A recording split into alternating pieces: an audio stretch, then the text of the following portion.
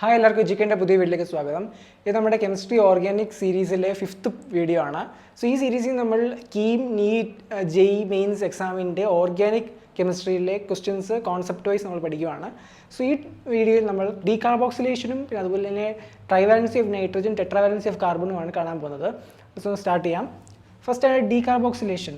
So decarboxylation എന്ന് വെച്ചാൽ രണ്ട് വേർഡ് വെച്ചാണ് ഈ വേർഡ് ഫോം ചെയ്തിരിക്കുന്നത്. ഫസ്റ്റ് എന്ന് വെച്ചാൽ ഡി, സെക്കൻഡ് എന്ന് വെച്ചാൽ കാർബോക്സിലേഷൻ.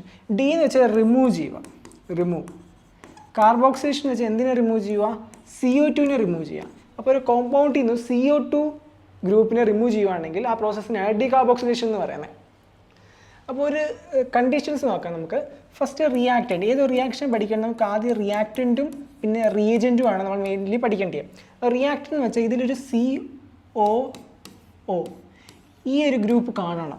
ഈ ഗ്രൂപ്പ് കണ്ടാൽ തന്നെ റിമൂവ് ചെയ്യാൻ പറ്റൂ. അപ്പോൾ ഈ ഗ്രൂപ്പ് ആ കോമ്പൗണ്ടിൽ കാണണം. സെക്കൻഡ്, റിയേജൻറ്റ് ഇവിടെ യൂസ് ചെയ്യുന്നത് sodium hydroxide and calcium oxide 2:1 റേഷ്യോയിൽ ആഡ് ചെയ്തിട്ട് ഹീറ്റ് ചെയ്യുമ്പോഴാണ് CO2 കോമ്പൗണ്ടിൽ നിന്ന് റിലീസ് ചെയ്യുന്നത്. അപ്പോൾ ഈ NaOH CaO നിങ്ങൾ എവിടെയെങ്കിലും കണ്ടു, അതിൻ്റെ അടുത്ത് ഹീറ്റ് കൊണ്ട് ഈ ട്രയാങ്കുലർ സിമ്പിൾ ഹീറ്റിനാണ് റെപ്രസെൻറ്റ് ചെയ്യുന്നത്. ഇത്ര ഉണ്ടെങ്കിൽ മനസ്സിലാക്കിക്കോണം ആ കോമ്പൗണ്ടിൽ COO ഗ്രൂപ്പ് റിമൂവ് ചെയ്താൽ മതി. ബാക്കി എന്തുണ്ട് അത് അതുപോലെ തന്നെ എഴുതിയാൽ മതി. എക്സാമ്പിൾ നോക്കാം, പിച്ചോടെ മനസ്സിലാവും. ഇതാണ് ഫസ്റ്റ് എക്സാമ്പിൾ. ഇവിടെ നോക്കുക, RCOO. ഇവിടെ COO ഗ്രൂപ്പ് ഉണ്ടല്ലോ, അതിനെ ജസ്റ്റ് റിമൂവ് ചെയ്യുക. ബാക്കി എന്തുണ്ട്? ബാക്കി RH ഉണ്ട് പ്ലസ് CO2 ഉണ്ട് അല്ലേ. ഈ കോമ്പൗണ്ട് നോക്കുക, ഇവിടെ C+O ഗ്രൂപ്പ് ഉണ്ടല്ലോ, NaOH CaO കാറ്റലിസ്റ്റ് പിന്നെ ഹീറ്റും ഉണ്ട്. അപ്പോൾ ഈ COO ഗ്രൂപ്പിനെ റിമൂവ് ചെയ്യുക. ബാക്കി എന്തുണ്ട് അത് അതുപോലെ തന്നെ എഴുതുക. അവിടെ എന്ത് വരും? CH3 CH2 C+O CH2 പിന്നെ H. അതിന് CH3 എന്ന് എഴുതാം, CH3 എന്ന് എഴുതാം അല്ലേ. പിന്നെന്ത് വരും? പിന്നെ ഒരു CO2 കൂടെ വരും. ഈ CO2 നമ്മൾ ഈ കോമ്പൗണ്ടിൽ നിന്ന് റിമൂവ് ചെയ്ത CO2 ആണ് അവിടെ വന്നിരിക്കുന്നത്.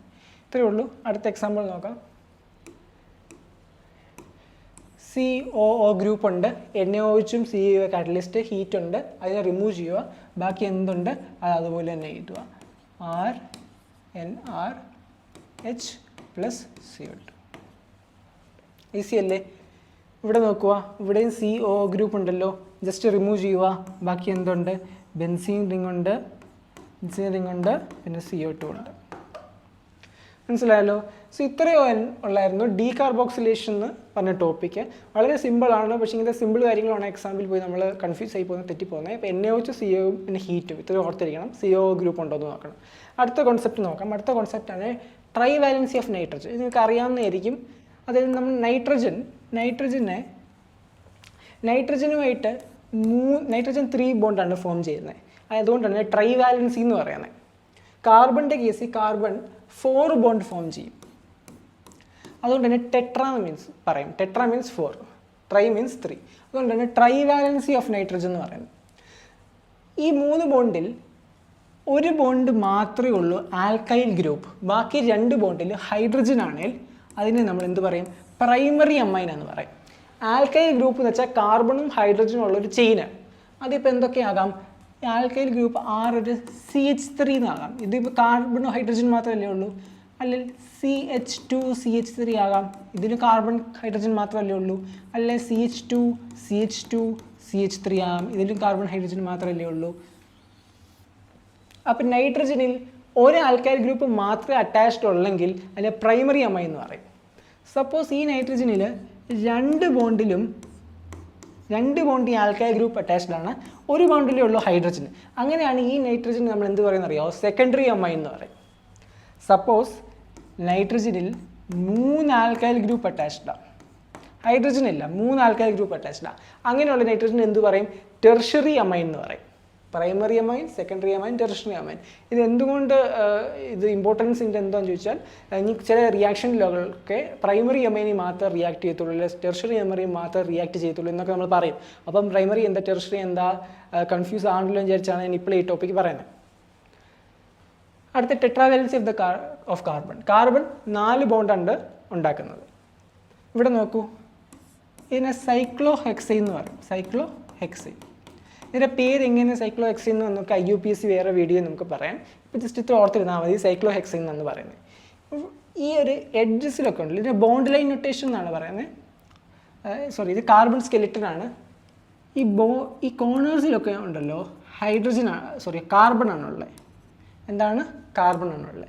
അപ്പോൾ ഇതിനെ എക്സ്പാൻഡ് ചെയ്ത് വരച്ച് എങ്ങനെ ഇരിക്കും? കാർബൺ കാർബൺ കാർബൺ, ഇവിടെ 2 കാർബൺ, പിന്നെ ഇവിടെ കാർബൺ. ഇത് രണ്ടിൽ ബോണ്ട്സ് ഉണ്ടല്ലോ.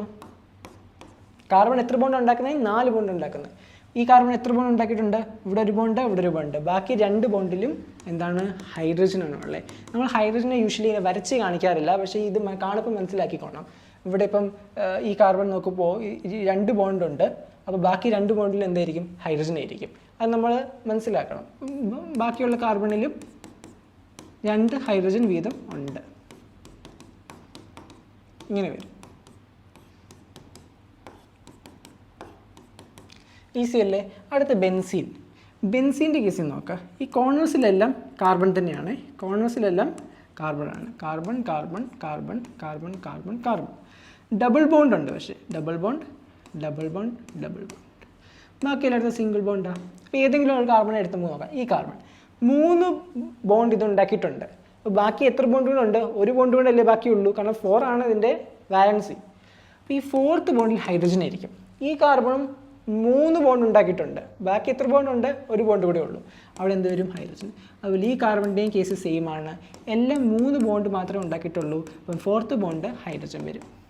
ഓക്കെ, ഈ കേസ് നോക്കൂ. ഇതിനെ ബോണ്ട് ലൈൻ നൊട്ടേഷൻ എന്ന് പറയും. എന്ത്? Bond line notation. ഇത് ബേസിക്കലി ഇതൊക്കെ റബ്ബ് ചെയ്തേക്കാം. ഇത് ബേസിക്കലി കാർബണിൻ്റെ ഒരു ചെയിനാണ്. ഏതെങ്കിലും ഒരു കാർബൺ എടുക്കുക. ഈ കാർബൺ 2 ബോണ്ടേ ഉള്ളൂ. ബാക്കി 2 ബോണ്ടിൽ എന്തായിരിക്കും? ഹൈഡ്രജൻ ആയിരിക്കും. ഈ കാർബണിൽ ഒറ്റൊരു ബോണ്ടേ ഉള്ളൂ. ബാക്കി 3 ബോണ്ടിൽ എന്തായിരിക്കും? കാരണം കാർബൺ 4 ബോണ്ടാണ് ഉണ്ടാക്കുന്നത്. ഒരു ബോണ്ട് കൂടെ ഉണ്ട്. ബാക്കി 2 ബോണ്ടിൽ എന്തായിരിക്കും? ബാക്കി 3 ബോണ്ടിൽ എന്തായിരിക്കും? ഹൈഡ്രജൻ ആയിരിക്കും. ഇവിടെ 2 ബോണ്ട് ഓൾറെഡി ഉണ്ട്. ബാക്കി 2 ബോണ്ടിൽ ഹൈഡ്രജൻ. ഒരു ബോണ്ടേ ഉള്ളൂ. ബാക്കി 3 ബോണ്ടിൽ ഹൈഡ്രജൻ. അപ്പം ഇതാണ് ഈ സ്ട്രക്ചർ. ഇതിനെ ബോണ്ട് ലൈൻ എന്നാണ് പറയുന്നത്. ഇതാണ് അതിൻ്റെ എക്സ്പാൻഡ് ചെയ്തുള്ള സ്ട്രക്ചർ.